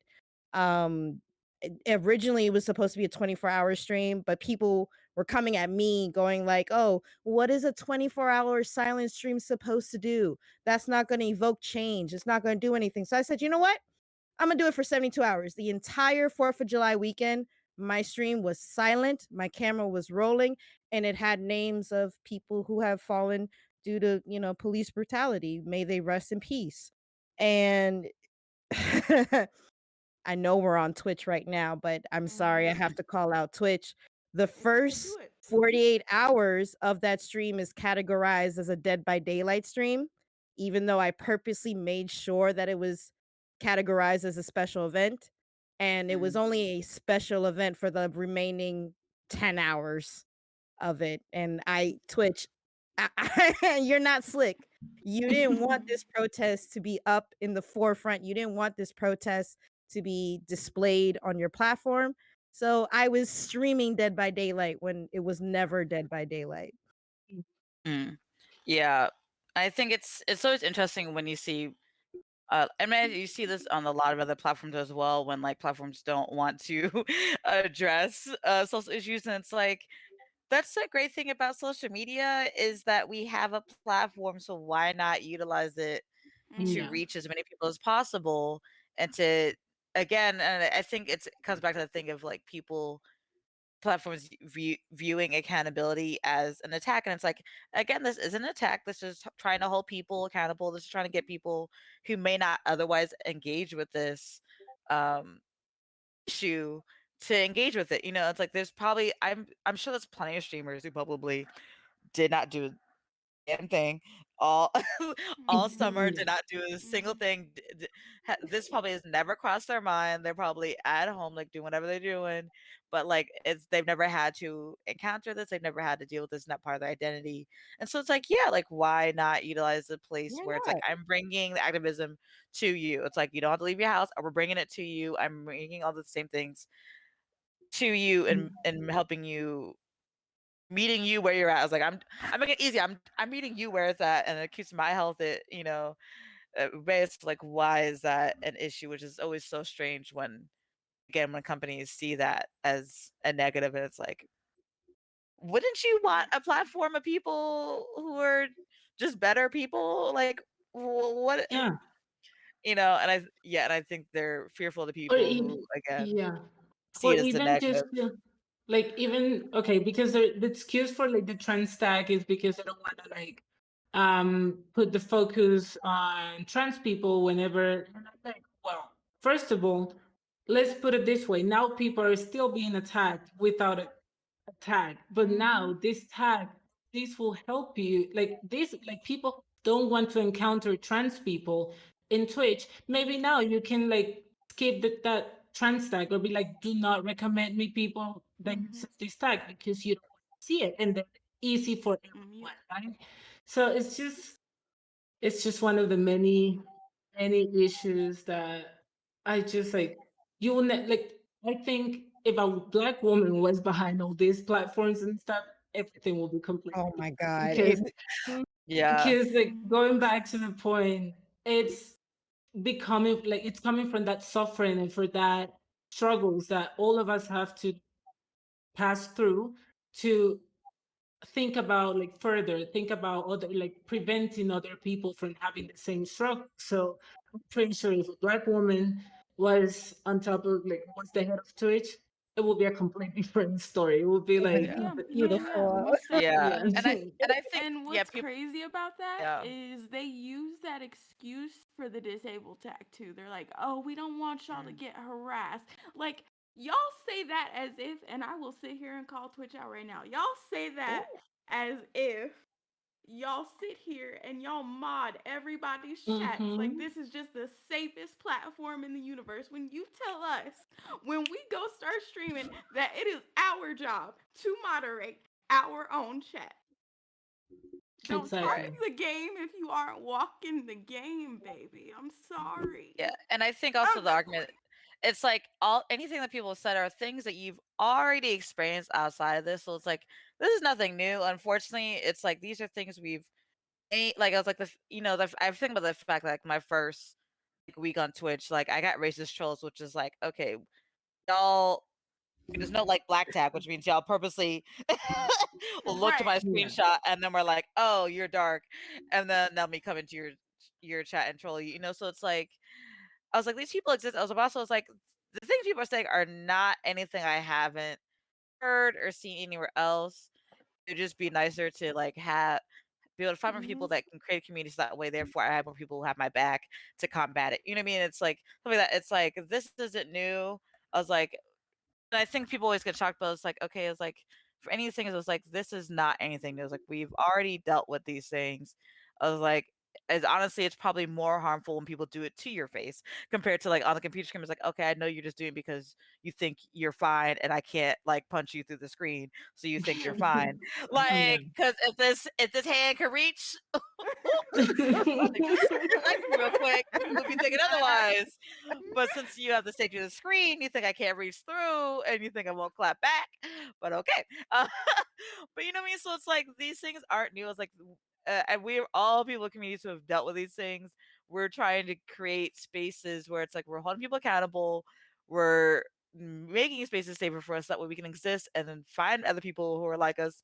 But also, again, back to the visibility, is like finding other trans streamers, finding other queer streamers, finding other Black women that we can, jump in the stream and feel safe and feel comfortable and be able to like breathe and Mhm. enjoy Yeah. ourselves in a chat Yeah. rather than like, and that's a lot of, and I think it sucks because again, is I think about like for instance, like my person in my streams, like I try not to rate anyone I haven't been in their stream before because I'm like, I want to make sure I'm taking care of my people, and Mhm. because my stream is full of people like who are mostly queer, who are people of color, and it's like I want to make sure that I'm passing them on to people that I know it's safe for them to be in, just because like I just don't know Yeah. who people could be, and it's like it's something that it's like looking at, and it's like we're already doing the work of making sure that our people are okay. We're literally just asking a platform to help us make it safer and stuff like that. It's like there's always Right. gonna be trolls out there. Like the Yeah. trolls always gonna exist. There's always somebody who has too much time on their hands. Like there's Mhm. always somebody who's got nothing better to do than to be hateful. Like that's nothing new. What we need to do is just put this other things in place. It's like if we had the option, why wouldn't you enact change? And I think Right. a lot of people are always so scared about that. And it's like, yeah, it's gonna be hard work, but also like that's your job. If you are someone running a site, if you are someone doing something like that, is your job. Right. That is Yeah. in your job Yep. description. Like, If it's like that's part of your job, and it's okay to like admit that you may not be doing the best job. Literally providing resources to make you do a better job than what you've done before. And I think that's a Mhm. lot of those things where it's like we're literally doing all the work of giving all you should do is take it. Oh, okay, ooh, sweet. So I know thank you. Mhm. so we got time reminder. We've been having a good time. I was like, honestly, Yeah, again, we we could be have. here for 6 more hours. Um, Mhm. There's not enough truly, hours in the day. Truly. Yeah. yeah, I was like, there's not enough hours of the day, but truly, I hope you all understanding from the conversations that there's a lot that goes into our existences. There's a lot of layers, and again, that's exactly why more Black women should be empowered because we already have to navigate all these things. Trust me, we can handle everything else. Like we already have to deal with all of Right. this. We can handle it. Yeah. We can handle it. But I do want to. There's a few questions in the chat, so it's Mm. gonna be good to answer some of those questions before we head out. Um, uh, so sorry, excuse me. Okay, so here's one as someone wrote, as a white mom of a white teenage daughter, are there specific conversations that you want me to have with her, or words, specific conversations that you want me to have with her, or specific qualities that you would like me to help her develop so that she can do better than previous generations of white women? I think that kind of ties into one of the questions that I had, is like, sort of moving forward, what are things that you want to see white people doing in the future to enact Um, change? Yeah, like I think so what are your like thoughts? first and foremost, as a Black person, um, make sure that she is educated enough to know what Black people go through on a daily basis because they only teach her so much in school. So it's up to you to do the rest of that at home and to educate yourself as well. As a disabled person, do not make your interactions with any disabled person that you find awkward. Please don't, because she will make any interactions that she has with a disabled person awkward and weird and not treat us as if we're normal. And that's the last thing that we need. So if she wants to have a disabled friend, it's okay for her to go over there and talk to so and so in a wheelchair and not feel any other type of way about Yeah. the person that they are just because they walk differently, speak differently, move differently, however, mind you. But Mm. I feel like those are the most important points for me. Yeah, I think a lot of behavior is learned for sure. Yeah. What were you gonna Uh, say? Yeah, I was gonna say, I think a lot of, especially a lot of white people, are so keen to prove themselves as like one of the quote unquote good guys that in their rush to advocate for people, they tend to drown out the voices that they're actually trying to uplift. And while well intentioned, I think this goes for like mixed race people as well, to be fair. Like it goes for everyone because colorism is like a whole extra thing. But I think it's important to examine your own privilege and use that to help and use that to advocate for others more marginalized than us, because colorism is so prevalent and deeply ingrained that it affects white people as well, like deeply. And I'd also encourage her to not have the easy conversations. Like it's very easy, like I've been guilty of this, to Mhm. surround yourself with liberal left-leaning people and think that the world is on a better path just because of that. It's uncomfortable being an ally. You have to sit with discomfort, and she's going to be Mm. uncomfortable, and we're all going to continue to be uncomfortable. Yeah. And I think the main takeaway is, I always say to people, like, being an ally is doing more than sharing a cute fucking pink infographic about how much trauma and violence we face and then logging off for Yep. the evening. Yeah. So that's what I'd say. Yeah. Yeah, I think that's a big thing. It was like it's so, and I think that's what I love about these panels, is showing that like it's okay to have the conversations. It's like you can still end with love, but like you do need to have the conversations. And I think that's a big thing of like, yeah, normalizing those conversations and normalizing that, like, again, that when we come back to the idea of accountability is not an attack. It is simply just an action. It is an action. It is just, like, I think that is, yeah, a really big thing of just, yeah. Yeah, you got to put your ego to the side for other people. Mhm. Mm-hmm. And I Yeah. think the problem is a lot of people aren't used to doing that. So then they gone 20, 30, 40 years of not doing that. And all of a sudden, yeah, if it's scary to be older and to deal with that, as like compared to like if you're already used to putting your ego to the side at a younger age and having these conversations at a younger age, then it's so much easier to have the conversations when you've already been given the tools to have the conversations. A lot of times it just practice makes perfect, or not even Yeah. perfect, but just getting them in the habit of doing it more often will make it seem less scary going into it if you're just getting yourself in the motion of doing it. Yeah, I just want to add on real quick, like, just also acknowledge not understanding. Like, we have Mhm. such this big thing of like, I have to know, I have to, I have to be correct, I have to have the knowledge on something. If you don't have the knowledge on what it's like being trans, what it's like being disabled, what it's like being queer, it is perfectly okay to say, I don't I don't understand know. or I don't get Yeah. it. I'm not going to be offended. I am not going to be offended if someone says, I don't get it, I don't understand it, that's not for me. All those things are fine. Just don't come at me trying to explain me or trying to explain my experiences. Hear me out. Say you don't Mhm. understand. Let me try to explain it in a better way. Or if I can't, let me point you to better resources than I have. Yeah, absolutely. Anyone else have any last thoughts before we close out?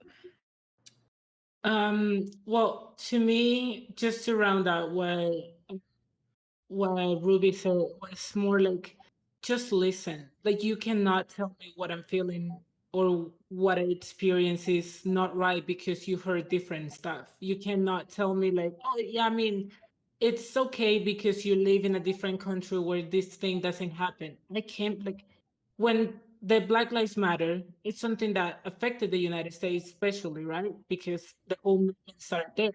But you cannot tell me I cannot be affected by because I'm Colombian, it doesn't happen.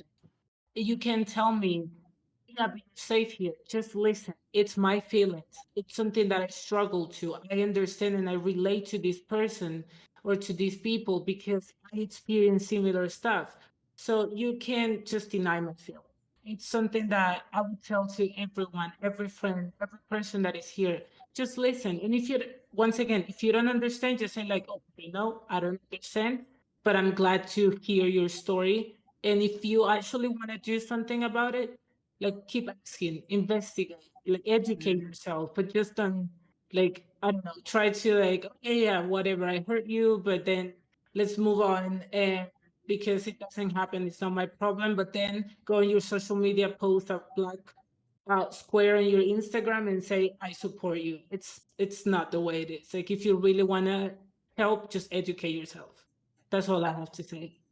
I think also people forget that like it's not always gonna be an instant thing. It's like I think about it's like I was like I have a white partner, and there's definitely certain things that like they may not have understood it at once, but it took a little bit of time to. It's like okay, like this isn't gonna.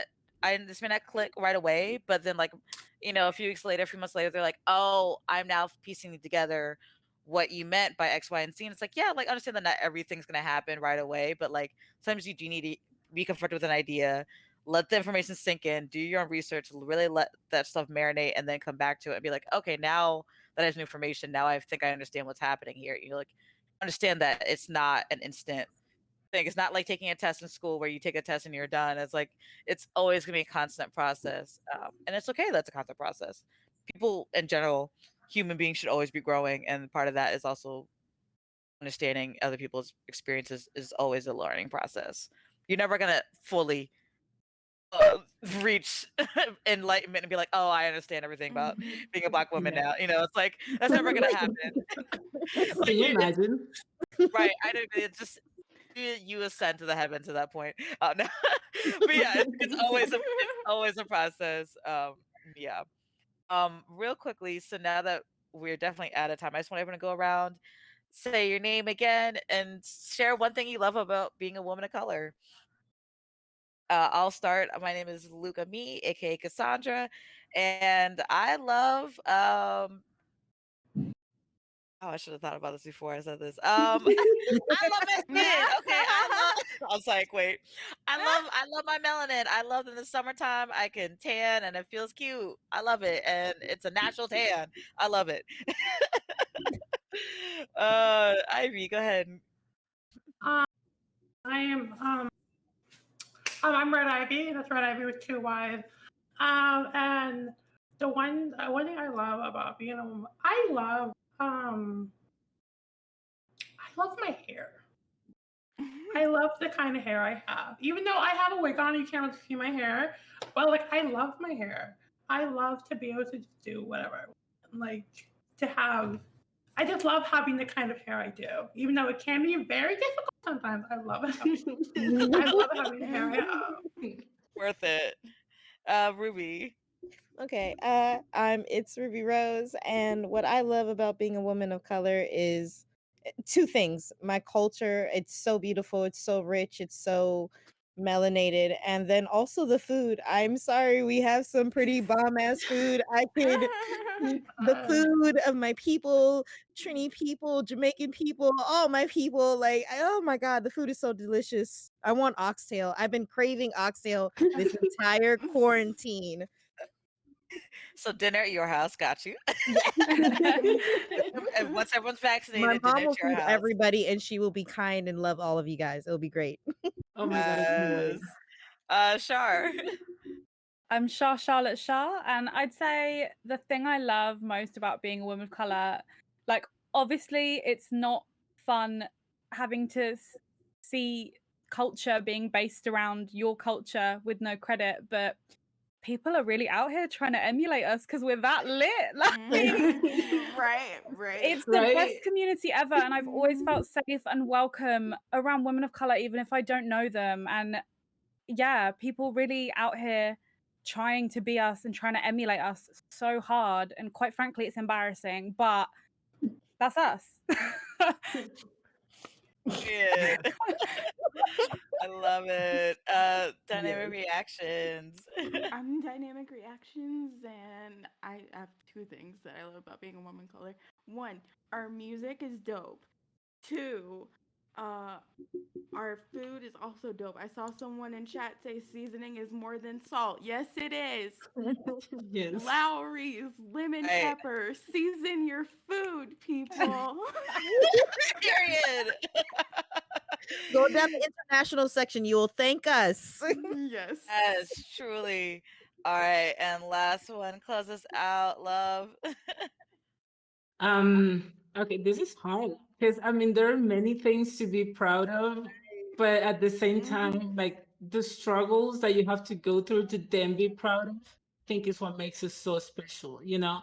Like for me, one of the best things about being a woman of color now is that I have to go through so many things to now be so proud of who I am.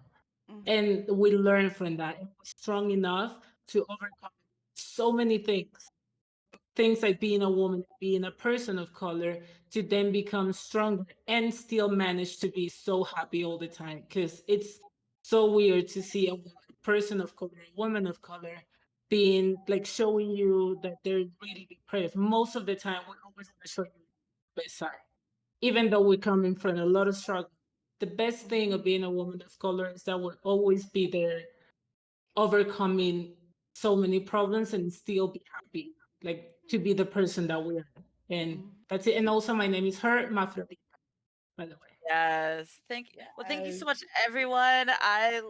Hope that everyone in the chat learned something new. Take what you learned, apply it.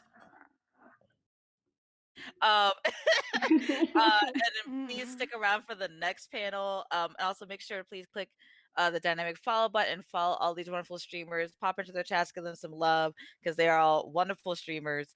And yes, stick around. We have some more wonderful panels coming up. So stick around and happy Women's History Month. Happy Yay. period. Nice to meet you. Yes. Thank you. Thank you.